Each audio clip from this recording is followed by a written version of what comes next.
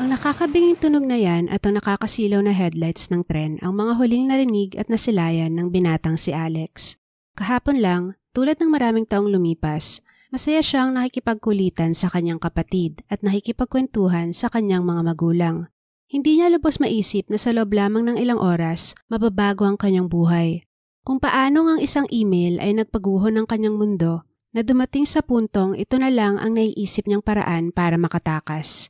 Sayang, kung sana naghintay pa siya ng 24 oras, malalaman niya na sa katunayan, hindi niya kailangang mamroblema, na isang misunderstanding lang ang lahat. Sa kasamaang palad, para kay Alex, hindi na nga dumating ang bukas.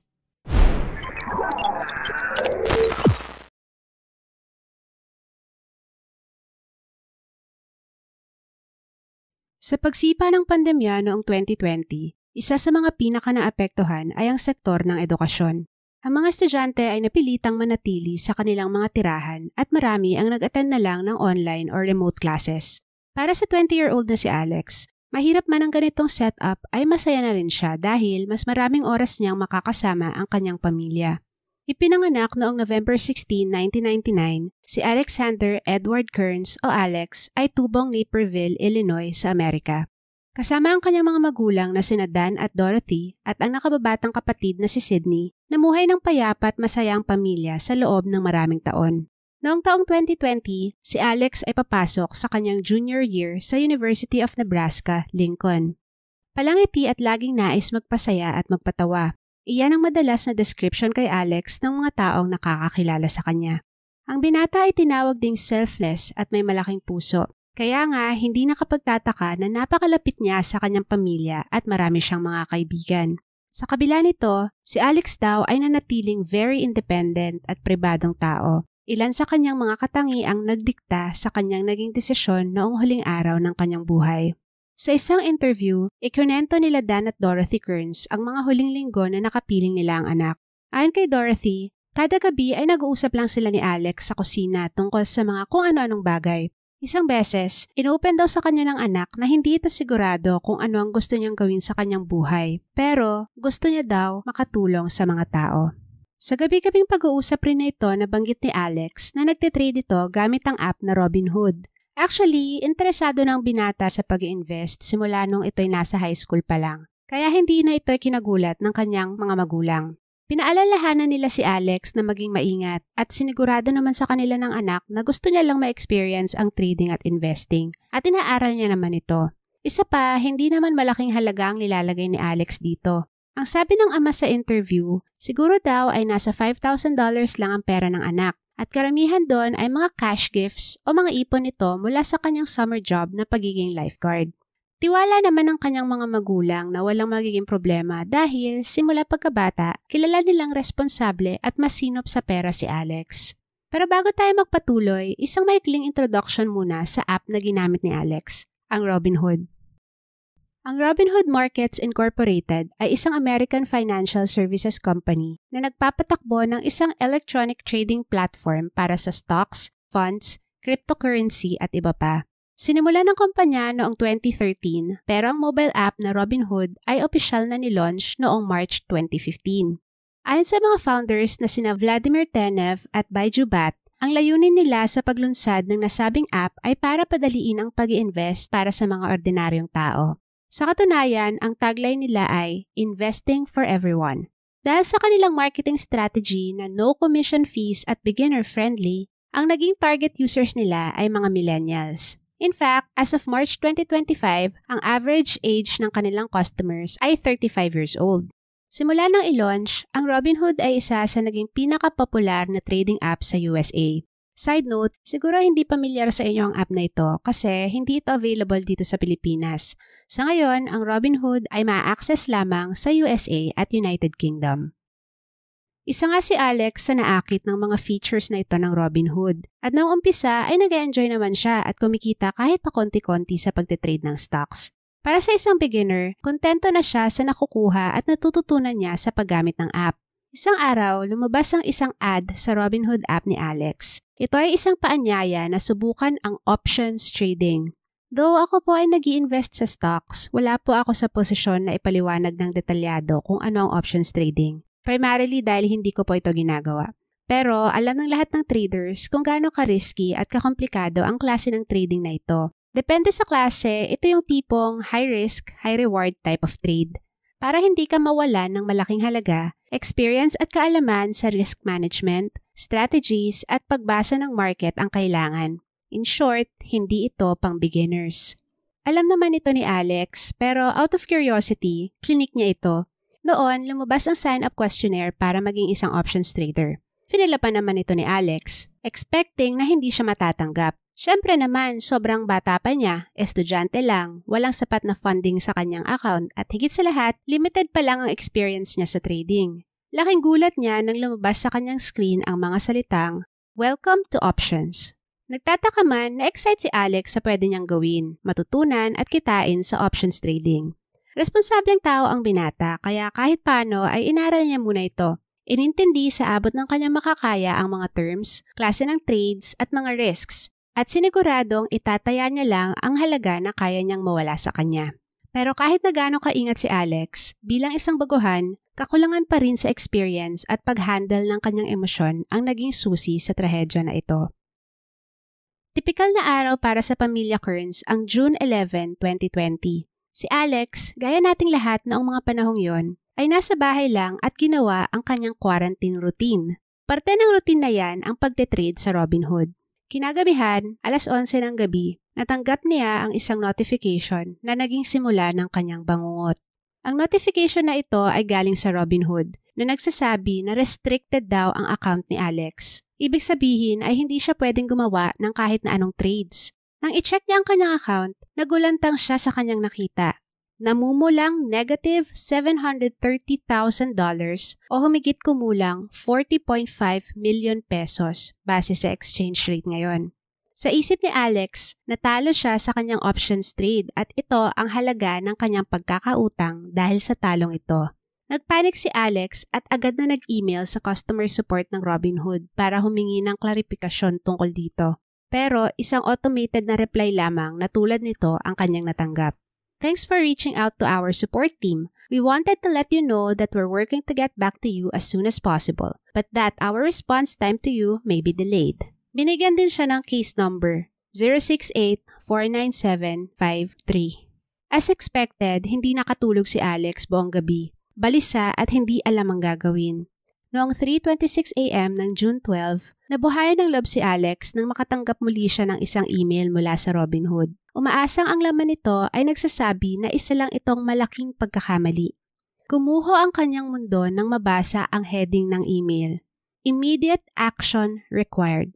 Imbes na paliwanag, ang automated email na ito ay nagsasabi kay Alex na sa mga susunod na araw, kailangan niyang magbayad ng halagang $170,000 o kulang-kulang na 9.5 million pesos. Natulala si Alex at mangiyak-ngiyak na nagsulat muli ng email para sa Robinhood support. Gaya ng mga nauna niyang email, pinaliwanag niya na imposibleng lumobo ng ganito kalaki ang nawala sa kanya at matinding nakiusap na itama nila ang pagkakamaling ito. Bandang alas 7 ng umaga, pinadala ng binata ang kanyang huling email sa Robinhood support. Sa email na ito, makikita ang kanyang desperasyon dahil sa nangyari at nagmamakaawa na imbestigahan ang kanyang kaso. Pero wala siyang natanggap na sagot. Hindi makapaniwala si Alex na nangyari sa kanya to. Wala siyang ganun kalaking pera para ipambayad sa kanyang utang, kaya dalawa lang ang posibleng maging ending nito. Makulong siya o ipasa niya ang pinansyal na problemang ito sa kanyang mga magulang. Alinman sa dalawang ito, lalo na ang huli, ay hindi matanggap ni Alex. Hindi niya kayang makitang nagdurusa ang kanyang pamilya dahil sa kagagawa niya. Ilang sandali pang lumipas, isang desisyon ang nabuo sa balisang isip ng binata. Kinuha niya ang kanyang telepono at in-screenshot ang page sa Robinhood kung saan makikita ang kanyang negative balance. Pagkatapos, pumunta siya sa kanyang computer, inattach ang screenshot at sumulat ng isang paliwanag para sa kanyang pamilya tungkol sa kanyang kahihinatnan. Pagsikat ng araw, kumain ng agahan si Alex kasama ang pamilya. At ayon sa kanyang mga magulang, wala silang napansing kakaiba sa anak. Pagkatapos mag-agahan, nagpaalam ang binata na lalabas para sa isang long bike ride. Bago lumabas ng pinto, ang huling sinabi daw ni Alex sa mga magulang ay, "Don't worry." Makalipas ang ilang oras, isang katok ang bumasag sa katahimikan ng Kern household. Sa labas, nandoon ang sheriff at ilan pang mga pulis. Dala nila ang balitang gumulantang sa pamilya. Wala na si Alex. Natagpuan ito sa isang malapit na train track at hinihinalang doon, hinintay niya ang pagdating ng tren at tinapos nito ang sarili. Hindi makapaniwala ang pamilya ni Alex. Sa kanilang paniniwala, walang senyales na suicide ang binata. Sa pagnanais na makakuha ng eksplanasyon sa nangyari, chinek nila ang kwarto ni Alex, kabilang na ang computer nito. Doon, nakita nila ang kanyang suicide note na nagpapaliwanag ng ugat ng kanyang naging desisyon. Ayon sa liham ni Alex, gusto niya daw mabuhay, pero ito lang ang naiisip niyang paraan para hindi madamay sa malaking problemang ito ang kanyang pamilya. Tungkol sa nangyari sa Robin Hood, hindi daw makapaniwala si Alex na hinayaan siya na magkaroon ng napakalaking leverage. Gayong nasa information niya na siya ay isang 20-year-old na walang source of income. Sinabi din niya na hindi niya intensyon na mag-risk ng ganito kalaki. At base sa strategy niya, imposibleng umabot sa ganito ang kanyang loss. Pero inamin din niya na baka hindi niya nga rin talaga alam ang kanyang ginagawa at isa itong painful lesson.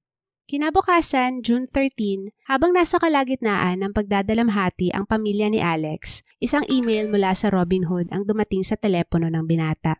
Sinasad sa email na ito na natanggal na ang restriction sa kanyang account, naresolba na ang kanyang trade at wala siyang pagkakautang na kahit magkano. Lalong nanlumo ang pamilya ni Alex nang mabasa ito. Napakasakit na nga ng kinahinatnan ng anak, nalaman pa nila na dahil pala ito sa isang pagkakamali, na kung naresolba lamang ng mas maaga, sana ay buhay pa ang binata. Noong February 2021, 8 buwan matapos ang nangyari kay Alex, nagsampa ang kanyang mga magulang ng isang civil lawsuit laban sa Robin Hood.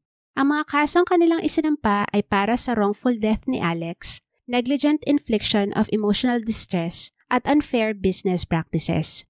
Ayon sa lawsuit na ito, ang maluwag at tila hindi seryosong pagsala ng Robin Hood sa mga users na maaaring maka-access ng mas advanced na klase ng trades ang isa sa naging daan kung bakit napunta sa ganoong sitwasyon si Alex. Isa pa, noong mga panahong yon, ang available lamang na support sa platform ay via email, na syempre ay hindi naman mabilisan ang magiging tugon. Karamihan din sa mga tugon na yan ay automated. Actually, bago mag-2020 ay may support hotline ng app, pero inalis daw ito dahil sa sobrang dami ng tumatawag na users sa hotline. Kung meron lang daw phone support ang Robin Hood para kay Alex, mas naging mabilis at personal sana ang pag-handle nila sa issue niya. Kung ganito lang umano ang sitwasyon, siguro ay napakalma si Alex at napaliwanagan agad tungkol sa nangyari sa kanyang account. Bukod dyan, inireklamo din ang nakakalinlang na mga mensahe mula sa Robin Hood, tulad ng pagpapakita agad ng negative balance sa app at ang email kay Alex na kailangan niyang magbayad na $170,000 sa loob lang ng ilang araw. Actually, ang mga ito ay automatic at naitatama din naman eventually. Kaya lang, kung ikaw nga ay isang baguhan o hindi pamilyar sa ganitong pangyayari, talagang magpapanik ka pag nangyari sa'yo ang tulad ng nangyari kay Alex. Ayon sa lawsuit, ang hangarin nila ay paigtingin ng Robin Hood ang kanilang support features, pati na rin ang sistema nila ng pag-aproba ng mga users na maaaring magsagawa ng mga mas komplikadong trades. Ang mga magiging pagbabago daw na ito ay makakatulong para maiwasang mangyari uli sa iba ang nangyari kay Alex. Nang nabalita ang nangyari kay Alex, may mga dating customer support employees ng Robin Hood ang lumantad at isinapubliko ang kapabayaan at kakulangan ng kumpanya. Isa na dyan si Katie LaPlante na nagtrabaho bilang phone customer support noong 2016 hanggang 2017 nung meron pang hotline ang Robin Hood. Ayon sa kanya, karamihan daw ng customer support noon ay hindi mga lisensyadong brokers. At ang mga lisensyadong brokers naman ng kumpanya ay laging busy at hindi nakakatulong sa kanilang mga users. Karamihan daw ng mga tumatawag sa kanila ay nagkaproblema ng malaki sa pera. Pero dahil hindi nga sila licensed brokers, kadalasan daw ay delaying tactics na lang ang kanilang ginagawa hanggang sa makahanap sila ng sagot sa tanong ng tumawag. Napakasakit din daw para sa kanya ang nangyari kay Alex dahil alam niya na aware ang Robin Hood tungkol sa kakulangan nila ng tamang customer support. Pero sa kabila nito, wala daw ginawa ang kumpanya para solusyonan ang problemang ito. Nang hinga ng statement ang Robin Hood, sinabi ng kanilang spokesperson na devastated daw sila sa nangyari kay Alex. Inisa-isa rin nila ang mga pagbabagong kanilang ginawa para mapabuti pa ang kanilang customer support. Kabilang na dyan ang pag-hire pa ng ilang daang licensed brokers at pag-triple nila ng bilang ng kanilang customer support team. Para sa mga users na nasa katulad na sitwasyon ni Alex o yung may mga seryoso at urgent na issues, pwede na rin daw silang mag-request ng callback mula sa support ng kumpanya. Pero hindi pa rin nila binalik ang kanilang support hotline na pwedeng direktang tawagan ng mga users. Noong May 2021, isang settlement ang napagkasunduan ng pamilya Kearns at ng Robinhood. Pero ang halaga nito ay hindi na naisapubliko. Nang sumunod na buwan, tuluyan nang dinismiss ang kaso. Hindi naman dito huminto ang pag-alala ng pamilya Kearns kay Alex. Nais nila na huwag nang maulit sa iba pang estudyante ang nangyari sa anak. Kaya noong 2022, itinatag ni Dan at Dorothy ang Alex Kearns UNL Memorial Fund. Ito ay naglalayong tumulong financially sa mga organisasyon sa University of Nebraska-Lincoln na nakafocus sa pangangalaga ng mental at emotional well-being ng mga estudyante. Ito ay isang advokasya na nagsisilbing parangal nila kay Alex. Isa ito sa mga kwentong tumatak sa akin. Hindi ito yung typical na kaso na may suspect, may murder weapon, hindi bayolente at hindi rin misteryoso. Pero for some reason, napaka-disturbing nang nangyari pag nalaman mong pagkakamali ng isang app ang naging dahilan ng pagpapakamali ni Alex. Napaka-senseless, napaka-tragic. Sana lang ma-improve ng Robinhood at iba pang platforms na tulad nito ang kanilang customer support, pati na rin ang screening nila sa mga users. May mga nagsabi na siguro daw may mental health issues na rin si Alex kaya nagawa niya yon. Siguro nga, posible. Kaya ang kasong ito ay isa ring paalala na alagaan natin ang ating mental well-being. Maging mapagmasid at kumustahin ang ating mga mahal sa buhay. Kahit yung mga sa tingin natin ay laging masaya at nakangiti. Sa tingin nyo, nabago kaya ang kapalaran ni Alex kung totoong tao ang nakausap niyang customer support? Ano pa kaya ang improvements ang pwedeng gawin ng mga apps na tulad ng Robinhood para siguraduhin hindi na muli mangyayari ang tulad ng kasong ito? I would love to hear your thoughts in the comment section. Also, like and subscribe if you enjoyed this video. Salamat po sa panonood. Bye!